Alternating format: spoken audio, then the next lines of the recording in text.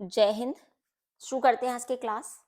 जैसा कि हम वीडियो की प्रैक्टिस सेट सीरीज कर रहे हैं, उसी प्रैक्टिस सेट सीरीज में मैं आज दूसरा प्रैक्टिस सेट लेकर आई हूँ आप सबके समक्ष। तो चलिए बिना समय गवाए हम शुरू करते हैं आज की क्लास। तो आज की क्लास का पहला प्रश्न है कि निम्नलिखित में से छायावाद के बृहत्त्रयी नहीं है। तो छायावाद के बृहत्त्रयी कौन नहीं है? हमारे ऑप्शंस क्या? हमारे ऑप्शन है जयशंकर प्रसाद, महादेवी वर्मा, सूर्यकांत त्रिपाठी निराला, सुमित्रा नंदन पंत।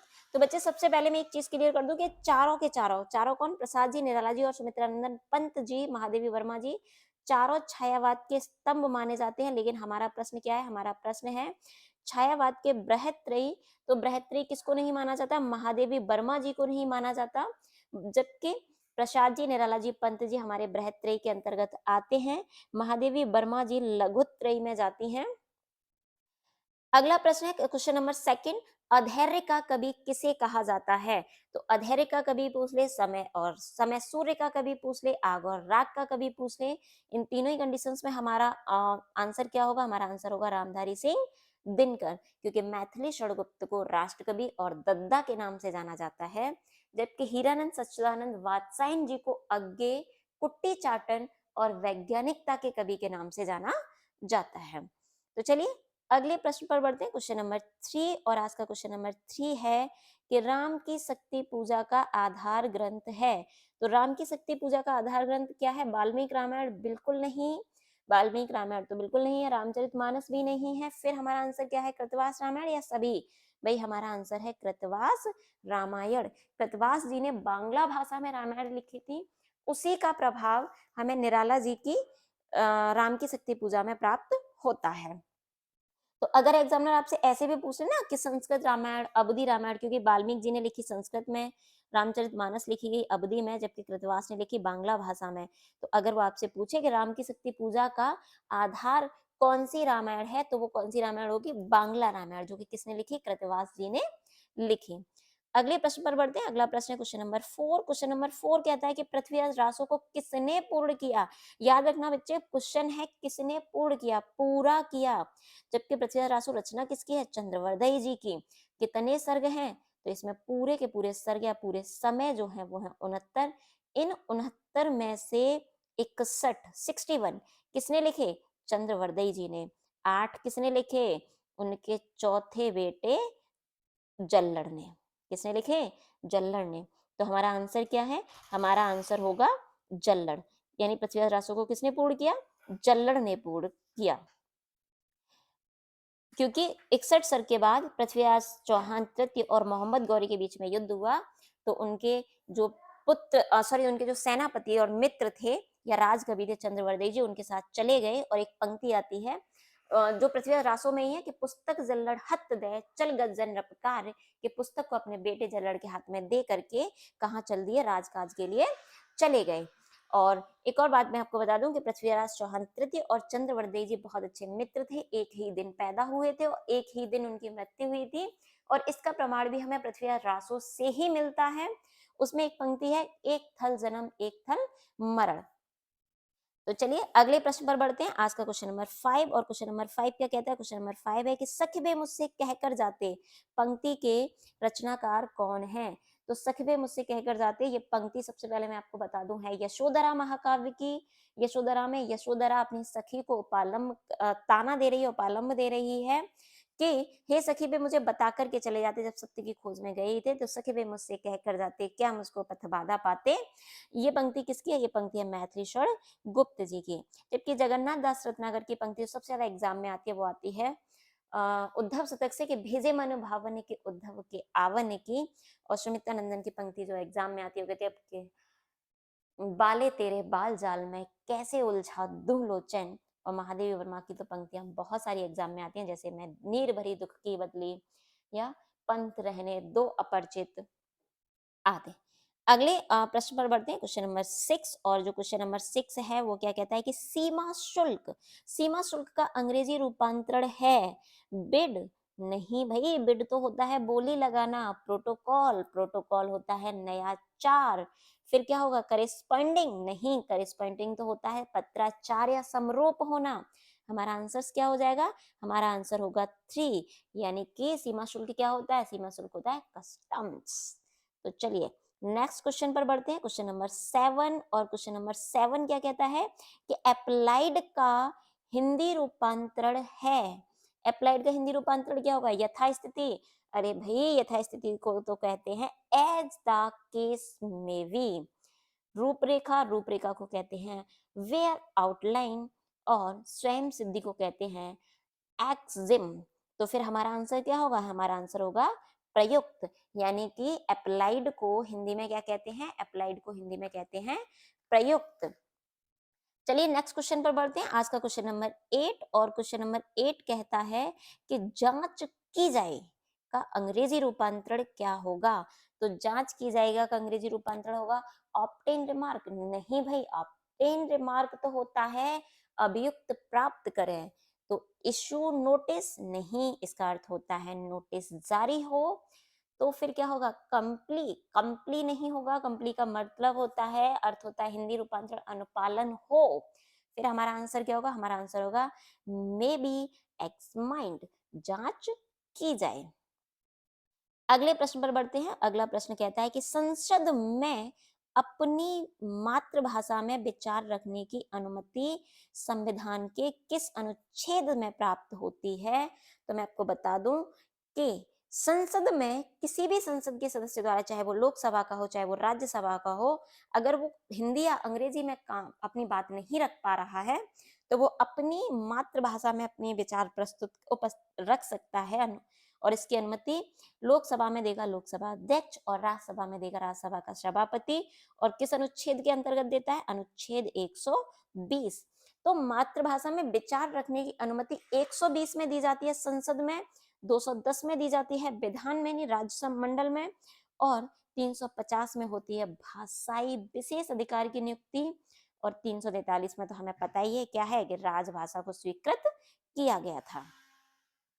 अगले प्रश्न पर बढ़ते हैं। आज का अगला प्रश्न है कि जब तत्काल कार्रवाई की जाए तब कौन सा पत्र लिखा जाता है? अधिसूचना। अरे नहीं भाई, अधिसूचना कैसे लिखी जा सकती है? अधिसूचना तो हमारा क्या होता है? अधिसूचना होता है नोटिफिकेशंस। तो फिर क्या लिखा जाएगा? पावती। बिल्कुल नहीं भाई, पावती तो नहीं लिखी जाती। पावती तो एक तरह का शिकायती पत्र होता है जो अक्सर प्रधानमंत्री, मुख्यमंत्री या जो भी मंत्री होते हैं उनके यहाँ लोग डालते हैं ना, जैसे एक शिकायत बॉक्स होता है, कंप्लेन बॉक्स, उसमें। तो वो उसमें डाले गए पत्रों को कहा जाता है पावती। सूचना, सूचना भी नहीं होगी। सूचना तो प्रेस विज्ञप्ति के समान न्यूज़पेपर में होती है, जिसे हम नोटिस कहते हैं। तो तत्काल कार्रवाई के लिए फिर क्या लिखा जाएगा? तत्काल कार्रवाई के लिए लिखा जाता है तार। और तार क्या होता है? टेलीग्राम। तो चलिए अगले प्रश्न पर बढ़ते हैं। आज का क्वेश्चन नंबर 11। क्वेश्चन नंबर 11 क्या कहता है? तबेले की बला बंदर के सिर लोकोक्ति का अर्थ है। तबेले में परेशानी का कारण बंदर है ना, बिल्कुल नहीं। सीमातीत कल्पना, तो सीमातीत कल्पना तो नहीं होगा। सीमातीत मिथ्या भाषण करना, ये भी नहीं होगा। सबकी बुराई अपने सिर ले लेना, बिल्कुल भाई, सबकी बुराई अपने सिर ले लेना ही क्या होता है कि तबेले, भाई पूरे तबेले की बला किसके सिर पर आ गई? अकेले बेचारे बंदर के सिर पर आ गई। तो इसका सही अर्थ क्या हो जाएगा? इसका सही अर्थ होगा सबकी बुराई अपने सिर लेना। और सीमातीत की कल्पना, ये भी एक बार एग्जाम में आया, तो इसका अर्थ मैं बता दूं कि जहां ना पहुंचे रवे वहां पहुंचे कवि, यानी सीमा से अतीत, सीमा से परे जाकर के कल्पना को कर लेना, वही क्या कहलाता है? वही कहलाता है हमारा सीमातीत, या जहां ना पहुंचे रवि वहां पहुंचे कवि। और मिथ्या भाषण होता है धुएं के बादल उड़ाना। इसका अर्थ क्या है? इसके लिए कौन सी लोकोक्ति का प्रयोग हुआ? धुएं के बादल बनाना या धुएं के बादल उड़ाना। अगले प्रश्न पर बढ़ते हैं। आज का अगला प्रश्न होता है कि अपराधी में साहस नहीं होता, ये अर्थ है, और इसके लिए आपको उपयुक्त लोकोक्ति का प्रयोग करना है। तो उपयुक्त लोकोक्ति क्या होगी? चोर चोर मौसेरे भाई। नहीं भाई, चोर चोर मौसेरे भाई नहीं होते। चोर चोर मौसेरे भाई का मतलब है समान प्रवृत्ति के लोगों का एक जगह पर रहना। चोर चोरी से जाए, हेरा फेरी से ना जाए, इसका अर्थ होता है प्रवृत्ति ना बदलना। चोर के पैर नहीं होते, बिल्कुल चोर के पैर नहीं होते, यानी अपराधी व्यक्ति में साहस नहीं होता। अगले प्रश्न पर बढ़ते हैं, क्वेश्चन नंबर 13। और क्वेश्चन नंबर 13 क्या कहता है कि जो कुछ नहीं जानता उसे क्या कहेंगे? अल्पज्ञ। भाई अल्पज्ञ होता है जो अल्प, थोड़ा सा जानता है। बहुज्ञ, बहुज्ञ होता है जो बहुत ज्यादा जानता है। अज्ञ, बिल्कुल अज्ञ होता है जो नहीं जानता, क्योंकि ज्ञा का अर्थ होता है जानने वाला। इसलिए जैसे हम कहते हैं ना, सर्वज्ञ जो सब कुछ जानता है वो सर्वज्ञ, जो थोड़ा जानता है वो अल्पज्ञ, जो बहुत जानता है जो वो होता है हमारा बहुज्ञ, और जो विशेष ज्ञान रखता है वो होता है विज्ञ। चलिए अगले प्रश्न पर बढ़ते हैं। अगला क्वेश्चन है हमारा इस क्वेश्चन नंबर 14, जिसके बहन करने में कष्ट हो, यानी जिसको आप बहन ना कर सकें उसको क्या कहेंगे? दुर्वहन, बिल्कुल दुर्वाह, दुर्वाह होता है जिसको, जिसके बहन करने में कष्ट हो, जिसको सहने में या जिसको साथ चलने में कष्ट हो। दुर्भेद्य होता है जिसको भेदना कठिन हो। दुर्बोध होता है जिसको समझना कठिन हो। और दुर्दम होता है जिसका दमन करना कठिन हो। तो चलिए नेक्स्ट प्रश्न पर बढ़ते हैं, क्वेश्चन नंबर 15। और क्वेश्चन नंबर 15 क्या कहता है कि जब किसी व्यंजन का मेल व्यंजन से होता है तब संधि होती है। स्वर संधि? बिल्कुल नहीं। जब किसी स्वर का मेल स्वर से होगा तब होगी स्वर संधि, और जब किसी स्वर का मेल व्यंजन से, व्यंजन का मेल स्वर से, या फिर क्या, व्यंजन का मेल व्यंजन से होगा तब होगी हमारी व्यंजन संधि। और विसर्ग संधि कहाँ होती है? जब किसी विसर्ग का मेल स्वर या व्यंजन से होता है तब। तो चलिए नेक्स्ट क्वेश्चन पर बढ़ते हैं। निम्नलिखित में से, निम्न में से अनुस्वार व विसर्ग हैं, तो अनुस्वार और विसर्ग किसे माना जाता है? आ, भाई आ तो हमारे स्वर हैं, और कैसे स्वर हैं? कंठव्य स्वर हैं। उ ओष्टव्य हैं। ओ औ कंठोष्ठ हैं। और छोटी अंग और बड़ी अंग जिन्हें हम कहते हैं अयोग वाह वर्ण, वही होते हैं हमारे अनुस्वार और विसर्ग। अगले प्रश्न पर बढ़ते हैं, क्वेश्चन नंबर 17। और क्वेश्चन नंबर 17 कहता है, क्या कहता है कि जब एक पर, स्वर वर्ण पर दो भिन्न व्यंजन वर्ण उच्चरित होते हैं तब उसे क्या कहते हैं? तो बच्चे जब एक स्वर पर, एक स्वर वर्ण पर दो अलग अलग व्यंजन वर्ण आते हैं उन्हें द्वित ध्वनियां नहीं, द्वित ध्वनियां तो वहां होती हैं जहां पर एक ही व्यंजन वर्ण एक स्वर पर एक से ज्यादा बार आता है। जैसे मैंने कहा सज्जन, तो जा एक आ पर दो बार आया। जैसे मैंने कहा बच्चा, तो एक बड़े आ पर दो बार चा आया। जैसे कहा दिल्ली, तो एक बड़ी पर दो बार लाया। तो उसे कहते हैं द्वित वर्ण। और गुच्छ, तो बच्चे द्वित और गुच्छ एक ही बात है, बस ये कंफ्यूज करने के लिए लिखा गया है। हमारा आंसर होगा संयुक्त ध्वनियां। देखो बेटा, छ, त्र, ज्ञ, श्र, इन चार को वर्णमाला में स्थान दिया गया है, लेकिन इसका मतलब ये नहीं हो गया कि संयुक्त वर्ण सिर्फ वही है। जब भी किसी एक स्वर पर दो अलग अलग व्यंजन वर्ण उच्चरित हो जाएं, जैसे मैंने क्रम कहा, तो का पर रा और अ उच्चरित हुए, तो ये भी संयुक्त व्यंजन है। जैसे हम विद्यालय कहते हैं तो दा और या एक पर ही उच्चरित होते हैं, ये भी हमारी संयुक्त ध्वनियां होती हैं। तो चलिए आई होप ये आपको क्लियर हो गया होगा। अगले प्रश्न पर बढ़ते हैं, और आज का क्वेश्चन नंबर 18, 18 क्वेश्चन नंबर क्या कहता है कि दो भिन्न भाषाओं से मिलकर बने शब्दों से मिलकर बने शब्द होते हैं तत्सम। नहीं भाई, तत्सम शब्द तो संस्कृत से लिए जाते हैं, तत् प्लस सम से मिलकर बनता है संकर। बिल्कुल भाई, दो अलग अलग भाषाओं से मिलकर बनते हैं संकर शब्द। जैसे रेल इंग्लिश शब्द, गाड़ी हिंदी शब्द, और जैसे वो रेलगाड़ी हुआ क्या हो गया? वो हो गया हमारा संकर शब्द। योग गुण शब्द तो अलग शब्द है, यानी कि वो दो अलग अलग शब्दों से बनते हैं, पर तीसरा अर्थ उन पर हावी होता है। तो चलिए अगले प्रश्न पर बढ़ते हैं, क्वेश्चन नंबर 19। और क्वेश्चन नंबर 19 क्या कहता है कि वे शब्द जो लिंग वचन कारक भाव वाच्य आदि किसी भी आधार पर परिवर्तित नहीं होते उन्हें क्या कहते हैं? अविकारी शब्द, बिल्कुल कहते हैं। अव्यय शब्द, तो भाई अविकारी और अव्यय एक ही बात है, तो हमारा आंसर क्या होगा? हमारा आंसर होगा दोनों, क्योंकि अविकारी और अव्यय एक ही बात है, एक ही शब्द के दो नाम हैं। चलिए अगले प्रश्न पर बढ़ते हैं। वह पढ़ता है वाक्य को भाववाच्य में बदलें। तो पहले मैं आपको बता दूं, वह पढ़ता है वाक्य जो है वो है हमारा कृतवाच्य, क्योंकि इसमें प्रधानता है वह की, यानी कि कर्ता की। वह नहीं पढ़ता, तो भी तो बात कर्ता की हो रही है। वह पढ़ा, फिर भी इसमें बात हम कर्ता की कर रहे हैं, बस हमने काल को बदल दिया। वह पढ़ेगा, फिर भी हम बात कर्ता की ही तो कर रहे हैं। उससे नहीं पढ़ा जाता है, ये हो गई उसकी भावनात्मक अभिव्यक्ति कि भाई बस बहुत हुआ, अब वो नहीं पढ़ सकता।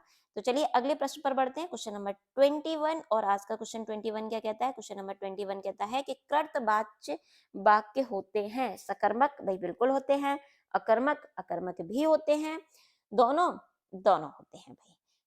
कृतवाच्य सकर्मक और अकर्मक होते हैं। जैसे मैंने कहा बच्चा सोता है, तो ये भी बच्चे की बात हो रही है, ये भी कृतवाच्य है। और मैंने कहा राम पढ़ता है, तो ये भी, जैसे राम पुस्तक पढ़ता है, या मैं सिंपल कह दूं कि राम पढ़ता है, तो यानी सकर्मक और अकर्मक दोनों ही वाक्य कैसे हैं, कृतवाच्य हैं।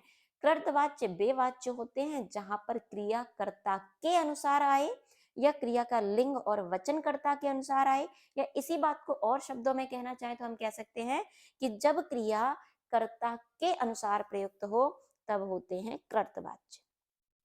अगले क्वेश्चन पर बढ़ते हैं। अगला क्वेश्चन क्या कहता है, क्वेश्चन नंबर 22 कि प्रेक्षा का संधि विच्छेद क्या होगा। प्रधन इच्छा बिल्कुल नहीं, प्रधन इच्छा, इच्छा नहीं, इच्छा कहाँ है बड़ी ई, तो यहाँ है हमारी बड़ी ई, तो हमारा आंसर क्या हो जाएगा, हमारा आंसर होगा प्रेक्षा, ऑप्शन सी, प्रधन इच्छा क्या होती है, प्रेक्षा। अगले प्रश्न पर बढ़ते हैं। अगला प्रश्न क्वेश्चन नंबर 23 और 23 क्या कहता है कि जलज में समास है। तो भाई देख लेते हैं कि जलज में कौन सा समास है। तत्पुरुष बिल्कुल नहीं, तत्पुरुष समास में तो नहीं होगा, क्योंकि इसका विग्रह क्या होगा, जिसका जन्म जल में होता है। तो भले ही मैं आ गया, लेकिन तत्पुरुष नहीं होगा।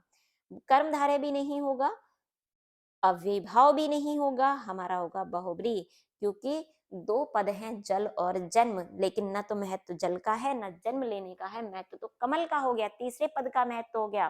तो कौन सा समास होगा, बहुब्री समास। अगले प्रश्न पर बढ़ते हैं, क्वेश्चन नंबर 25। और क्वेश्चन नंबर 25 क्या कहता है कि देशभक्ति का विग्रह पद होगा। देश की भक्ति बिल्कुल नहीं, देश में भक्ति ये भी नहीं भाई, देश से भक्ति भी नहीं। फिर हमारा आंसर क्या होगा, हमारा आंसर होगा देश के लिए भक्ति। चलिए नेक्स्ट प्रश्न पर बढ़ते हैं। नेक्स्ट प्रश्न है हमारा, निम्न में से क्रिया विशेषण नहीं है। तो भाई क्रिया विशेषण कौन नहीं है, और बिल्कुल हमारा आंसर तो हमें पहले क्वेश्चन पर ही मिल गया, और हमारा क्रिया विशेषण नहीं है, और हमारा समुच्चय बोधक अव्यय है। फिर भी तीनों ऑप्शन देख लेते हैं कि धीरे धीरे, तो भाई धीरे धीरे है क्रिया विशेषण, क्योंकि इसमें क्रिया की विशेषता बताई जा रही है। और कैसा क्रिया विशेषण है धीरे धीरे, धीरे धीरे है ऋतवाचक क्रिया विशेषण। कब है हमारा, कालबोधक क्रिया विशेषण। और दाहिने है हमारा दिशा सूचक क्रिया विशेषण, या स्थानवाचक भी हम कह सकते हैं, स्थानवाचक में हमारा दिशा बोधक है। चलिए अगले प्रश्न पर बढ़ते हैं। अगला प्रश्न 27 क्वेश्चन क्या कहता है कि समास का विलोम क्या होता है, विग्रह। भाई समास का विग्रह किया जाता है पर विलोम नहीं होता, और संधि का विच्छेद किया जाता है, लेकिन समास का विलोम होता है व्यास। क्या होता है, व्यास। देखो जो समास है ना, वो बना है सम उपसर्ग के मेल से, और व्यास बना है वे उपसर्ग के मेल से। आस में जब सम लगाया तो बन गया समास, और वे लगाया तो बन गया व्यास। यहां पर हमारा संयोग हो गया समास में, और व्यास में हो गई यड़ संधि। तो चलिए अगले प्रश्न पर बढ़ते हैं। क्वेश्चन नंबर 28, और क्वेश्चन नंबर 28 क्या कहता है कि निम्न में से शुद्ध शब्द कौन सा है, निरोग। नहीं भाई, निरोग तो शुद्ध होता है निरोग, क्योंकि निह धन रोग, यानी कि संधि कौन सी होती है, संधि होती है हमारी विसर्ग। अनाधिकार बिल्कुल नहीं, शब्द होता है अन प्लस अधिकार, और जो अन उपसर्ग जुड़ता है उसमें होता है हमारा न आधा। क्या होता है, न होता है आधा, तो इसमें ना पर डंडा नहीं आता, यानी अन अधिकार शुद्ध शब्द होता है। इसी तरीके से निह आता है हमारा उपसर्ग, जो बदलता है आधे रा में, तो शब्द होता है निरपराध, रा पर डंडा नहीं आता। फिर हमारा आंसर क्या होगा, हमारा आंसर होगा उच्छृंखल। सही आंसर हमारा क्या होगा, ऑप्शन डी। उच्छृंखल में भी हमारी संधि है।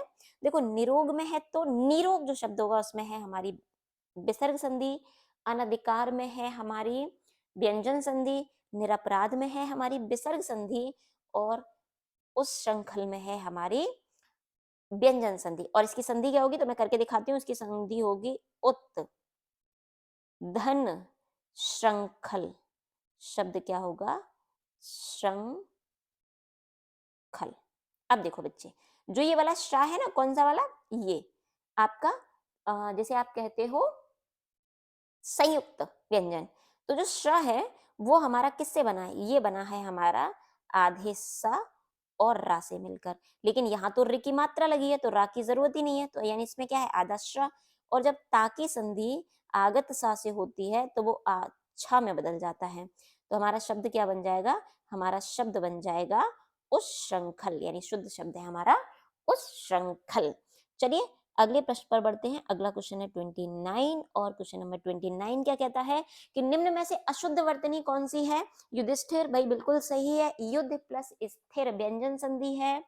आशीर्वाद, आशीर्वाद तो देख लेते हैं, आशीर्वाद बिल्कुल सही लिखा हुआ है, बहिष्कार भी सही लिखा हुआ है। तो फिर हमारा आंसर क्या है, अशुद्ध वर्तनी। अशुद्ध वर्तनी भाई कोई भी नहीं है, सारी वर्तनियां शुद्ध हैं। युधिष्ठिर भी शुद्ध है, आशीर्वाद भी शुद्ध है और बहिष्कार भी शुद्ध है। युधिष्ठिर में व्यंजन संधि है, बहिष्कार में हमारी विसर्ग संधि है, आशीर्वाद में कोई संधि नहीं है। अगले प्रश्न पर बढ़ते हैं, क्वेश्चन नंबर 30 और क्वेश्चन नंबर 30 क्या कहता है, अनविच्छा का संधि विच्छेद क्या होगा। तो अन प्लस विच्छा बिल्कुल नहीं, अनव प्लस इच्छा भी नहीं, अनव प्लस इच्छा भी नहीं, हमारा शुद्ध आंसर होगा अन प्लस इच्छा। जब ना में से उ निकला तो उ बदला व में और व को मात्रा दी ई ने, यानी कौन सा नियम आ गया, नियम आ गया यड़ संधि का। तो अनविच्छा में संधि सही संधि विच्छेद होगा अनु प्लस इच्छा और संधि है हमारी ईयड़ संधि।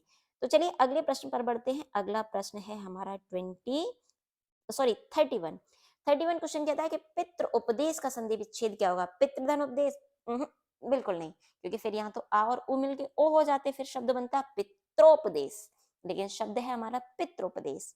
पितृ प्लस उपदेश, भाई उ और उ होके तो बड़ा उ हो जाता, पितु उपदेश हो जाता। पितृ उपदेश बिल्कुल हमारा आंसर होगा सी, क्योंकि जो रे है ना, गुण संधि, गुण संधि का नियम क्या कहता है, रे जब भी रे यड़ संधि है, सॉरी हमारी गुण नहीं है, by mistake slip of my tongue. यड़ संधि कहती है कि रे अगर अपने असमान स्वर से मिलता है तो आधे र में बदलता है। तो बच्चे जब ता में से क्या निकलेगा, ता में से रे निकल जाएगा तो आधा ता बचेगा, और रे बदल गया आधे रा में, तो आधा ता और आधा रा मिलकर क्या बन गया, त्रा बन गया। और इसी त्रा को मात्रा किसने दे दी, ऊ ने दे दी। तो पित्रोपदेश में कौन सी संधि होगी, कौन सा संधि विच्छेद है, पितृधन उपदेश, और संधि कौन सी है, संधि है हमारी यड़ संधि। अगले प्रश्न पर बढ़ते हैं, क्वेश्चन नंबर 32 क्या कहता है कि निम्न में से स्त्रीलिंग शब्द हैं लता। बिल्कुल भाई, लता होती है, घड़ा होता है, चश्मा भी होता है और लगाया जाता है। तो हमारा आंसर क्या हो जाएगा, हमारा आंसर होगा ए, लता। अगले प्रश्न पर बढ़ते हैं, क्वेश्चन नंबर 33 क्वेश्चन नंबर 33 क्या कहता है, क्वेश्चन नंबर 33 कहता है कि निम्नलिखित में से पुल्लिंग शब्द है रज्जू। तो बच्चे रज्जू होती है रस्सी, तो रस्सी तो होती है। मधु, मिर्च, मिर्च तो होती है, तीखी है। स्याही भी होती है। तो देखो मधु किसी लड़की का नाम नहीं है, मधु है शहद का पर्यायवाची जो कि होता है। तो हमारा आंसर होगा ऑप्शन बी। अगले प्रश्न पर बढ़ते हैं, क्वेश्चन नंबर 34 क्या कहता है कि फुट का बहुवचन होगा फीट। भाई फुट का बहुवचन है फीट अंग्रेजी में, हिंदी में नहीं। ये विदेशज शब्द है फुट, और मैंने पहले भी बताया था आपको कि विदेशज शब्दों का हमने जब अपनी भाषा में लिया दूसरी भाषाओं को तो एज इट इज एज ले लिया, लेकिन जब भी हम उनमें कोई परिवर्तन करते हैं तो अपने हिंदी भाषा के नियमानुसार करते हैं। तो फुट का बहुवचन, फुट क्योंकि अकारांत है और पुल्लिंग है तो बदलेगा नहीं, और बदलेगा तो कैसे बदलेगा, तो ये बदलेगा बहुवचन में, जैसे हमने कहा 4 फुट, 10 फुट, 20 फुट, 40 फुट, इस तरीके से। चलिए नेक्स्ट क्वेश्चन पर बढ़ते हैं, क्वेश्चन नंबर 35। क्वेश्चन नंबर 35 क्या कहता है कि निम्न में से नी प्रत्यय नहीं है। शेरनी, भाई शेर में नी है, मोर में भी नी है, देवरानी, भाई देवर में आनी है, नी नहीं है, तभी तो देवरानी बना। तो चलिए अगले प्रश्न पर बढ़ते हैं, क्वेश्चन नंबर 36। क्वेश्चन नंबर 36 कहता है कि निम्न में से भिन्न है, यानी 4 ऑप्शन है, 4 में से 3 सिमिलियर है, एक अलग है। शारीरिक, मानसिक, आंतरिक, अंकित। तो बच्चे यहाँ जो भेद माना है ना, वो भेद पूछ रहा है प्रत्यय के आधार पर। तो देखो एक एक एक, यानी कि शारीरिक, मानसिक और आंतरिक में लगा है, शरीर में, मन और मानस में और अंतर में लगा है आपका एक प्रत्यय, और अंक में लगा है इत प्रत्यय। तो हमारा आंसर हो जाएगा अंकित। चलिए अगले प्रश्न पर बढ़ते हैं और अगला प्रश्न क्या कहता है। अगला प्रश्न तो भाई है तत्सम और तद्भव का। और ये प्रश्न क्या कहता है, ये प्रश्न कहता है कि कठपुतली जिसका नाच जो कहते हैं ना, वो मुझे कठपुतली की तरह नचा रहा है, या कठपुतली का हम डांस देख रहे होते हैं, तो कठपुतली शब्द का तत्सम बताना है भाई। कर्णपुतली कष्टपुत्तिका बिल्कुल भी नहीं, कष्टापुत्तिका नहीं भाई, कठपुतली होता है काष्ठपुत्तिका। तो हमारा आंसर होगा ऑप्शन डी। अगले प्रश्न पर बढ़ते हैं और अगला प्रश्न है 38। और 38 क्या कहता है कि कूर्चिका का तद्भव होगा कैंची। तो भाई कैंची तो विदेशी शब्द है, फिर तत्सम तद्भव काहे का। फिर कूची, बिल्कुल कूची होगा हमारा कूर्चिका। दोनों तो नहीं होगा, कोई भी नहीं होगा। चलिए अगले प्रश्न पर बढ़ते हैं, क्वेश्चन नंबर 39। क्वेश्चन नंबर 39 क्या कहता है। क्वेश्चन नंबर 39 कहता है कि कुष्टी का तद्भव क्या होगा। तो कुष्टी का तद्भव होगा कोठी। भाई ये तो पहला ही ऑप्शन मिल गया। बिल्कुल भाई, कुष्टी का होगा कोड़ी, कोठी नहीं कोड़ी। कोड़ी मतलब कुष्ठ रोग जो होता है, चर्म रोग भी जिसे कहते हैं। तो कुष्ठ रोग, कुष्टी कौन होता है, कोड़ी व्यक्ति। कोठी का होता है कोष्टिका। चलिए मैं यहाँ लिखे देती हूँ, कोष यहाँ से लिखना शुरू करते हैं, कोष्टिका। आप लोग नोट करते जाइएगा, वो सबसे बेस्ट ऑप्शन होता है, कोष्टिका। कौड़ी, कौड़ी होती है कपर्दिका, कपर्दिका। और कोक होता है कुक्ष। क्या होता है, कुक्ष। चलिए, आई होप आपको सारे ऑप्शंस क्लियर हो गए। कुश्ती का आपका आंसर, अगर हाँ भाई आंसर टिक कर दूं, आंसर है हमारा कोड़ी। और कोठी, बार बार कोड़ी निकल रहा है, कोड़ी होता है कोष्टिका। कोड़ी कुष्टी कोड़ी है, कोठी होता है कोष्टिका, और कौड़ी होता है कपर्दिका, और कोक होता है कुक्षी। तो चलिए अगले क्वेश्चन पर बढ़ते हैं, क्वेश्चन नंबर 40। क्वेश्चन नंबर 40 क्या कहता है, सर्प का पर्यायवाची नहीं है आहे। आहे तो है, व्याल भी है, उरग भी है, क्योंकि उरग होते हैं छाती के बल चलने वाले। हाय, हाय नहीं है भाई। हाय किसका पर्यायवाची है, हाय तो भाई घोड़े का पर्यायवाची है। अगले प्रश्न पर बढ़ते हैं, नाव, बोट, नाव का समानार्थी है। तो नाव का समानार्थी क्या होगा भाई, तरंगिनी। भाई तरंगिनी तो है नदी का समानार्थी। तरुड़ी, तरुड़ी तो होता है युवती का समानार्थी। तो हमारा आंसर क्या होगा, हमारा आंसर होगा तरड़ी। तरुड़ी नहीं, तरिड़ी, छोटी की मात्रा। अगले प्रश्न पर बढ़ते हैं, अर्क और अरक का सही शब्द युग्म क्या होगा। तो भाई अर्क तो होता है सूर्य, और अरक होता है रस। तो हमारा ऑप्शन ए सही है। जैसे अर्कजा मैंने आपको बताया था शायद लास्ट वीडियो में, कि अगर आप सूर्य की बेटी जी कौन है, यमुना मैया, यमुना जी जिन्हें हम कहते हैं, तो अगर आप सूर्य के पर्यायवाची याद कर लेते हैं और उसमें जा लगाते जाएंगे, अर्कजा, तनयजा, तो किसके पर्यायवाची हो जाएंगे, भानुजा, तो हमारे पर्यायवाची हो जाएंगे यमुना के पर्यायवाची। चलिए अगले प्रश्न पर बढ़ते हैं, क्वेश्चन नंबर 43। 43 क्या कहता है कि तरड़ और तरड़ी, भाई ई की मात्रा का अंतर है।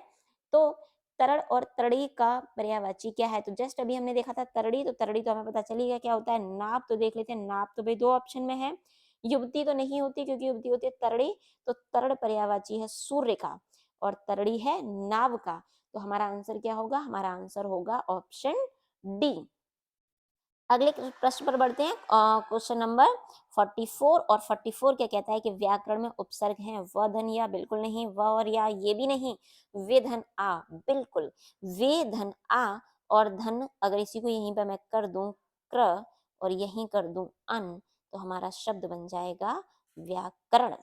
क्योंकि वे और आ मिलते ही हो गया हमारा यड़ संधि, और यहाँ पर या बन गया, वे में से ई निकली, ई निकला, आ या बना आधेया, और आधेया को मात्रा आने दे दी, तो शब्द क्या बन जाएगा, व्या, और करण में जुड़ गया।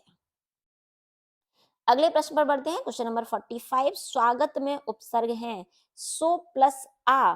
तो बिल्कुल भाई सो प्लस आ ही है, न सो प्लस आ है। गत शब्द में आ और फिर आगत में मिला सो, तो शब्द बना स्वागत। अगले प्रश्न पर बढ़ते हैं। क्वेश्चन नंबर 46 और क्वेश्चन नंबर 46 क्या कहता है? क्वेश्चन नंबर 46 है कि अर्थ के आधार पर वाक्य के भेद नहीं है। इच्छावाचक बिल्कुल है, संकेतवाचक ये भी है, सरल, भाई सरल तो है हमारा रचना या बनावट के आधार पर, और प्रश्नवाचक भी है। तो हमारा आंसर क्या होगा? हमारा आंसर होगा 46 का ऑप्शन सी। अगले प्रश्न पर बढ़ते हैं। अगला प्रश्न है क्वेश्चन नंबर 47, भूतकाल के कितने भेद हैं? 4। वो तो अंग्रेजी में होते हैं। 6 बिल्कुल, हिंदी में भूतकाल के 6 भेद होते हैं। अगले प्रश्न पर बढ़ते हैं कि निम्न में से सकर्मक क्रिया है। तो भाई देखो, क्रिया का कर लो वाक्य प्रयोग। जैसे मैंने कहा वह हंसता है, तो हंसने का प्रभाव किस पर पड़ा? कर्ता पर, कर्म की आवश्यकता ही नहीं है। वह रोता है तो भी कर्म पर ही कर्ता पर ही पड़ा। वह सोता है तो भी कर्ता पर पड़ा। लेकिन वह खाता है तो कुछ तो खा रहा होगा, तो वही क्या होगा? वही है हमारा सकर्मक। तो निम्न में से सकर्मक क्रिया कौन है हमारी? खाना। अगले प्रश्न पर बढ़ते हैं कि अकर्मक क्रिया का उदाहरण है। गिरना, कुछ तो गिरा ही होगा। उठाना, कुछ भी उठाया होगा। गिराया भी कुछ ना कुछ होगा। लेकिन उठना, जैसे हम कहते हैं वह उठ गया, तो वह पर प्रभाव पड़ा, यानी कि कर्ता पर प्रभाव पड़ा। तो अकर्मक क्या होगा? उठना। लेकिन उठाना सकर्मक है। तो चलिए आज के हम लास्ट प्रश्न पर बढ़ते हैं। लास्ट क्वेश्चन है आज की सीरीज का। विशेषण का भेद नहीं है। गुणवाचक, भाई ये तो बहुत महत्वपूर्ण भेद है। संख्यावाचक ये भी है। निश्चयवाचक ये तो सर्वनाम का भेद है। तो हमारा आंसर क्या हो जाएगा? हमारा आंसर हो जाएगा ऑप्शन बी, निश्चयवाचक। निश्चयवाचक सर्वनाम का भेद है, जबकि विशेषण मुख्य रूप से 4 होते हैं, लेकिन कुछ भाषा विज्ञानियों ने 5 भी माने हैं। गुणवाचक, संख्यावाचक, परिमाणवाचक और सार्वनामिक। और कुछ भाषा विज्ञानी कहते हैं कि प्रश्नवाचक भी विशेषण का भेद होता है, अक्सर एग्जाम में से अलग से पूछा जाता है। जबकि कुछ भाषा विज्ञानियों का तर्क ये है कि सार्वनामिक जो 8 शब्द होते हैं उसमें क्या और मतलब प्रश्न सूचक शब्द भी आ जाते हैं, तो प्रश्नवाचक विशेषण को सर्वनामिक विशेषण का ही एक भेद मानना चाहिए। लेकिन एग्जामिनर अगर हमसे पूछता है तो हम मुख्य भेद 4 ही बताते हैं, 5 हालांकि पढ़ते हैं, क्योंकि प्रश्नवाचक की स्वतंत्र कल्पना कर ली गई है प्रश्नवाचक विशेषण की। तो चलिए आज की इस क्लास में इतना ही।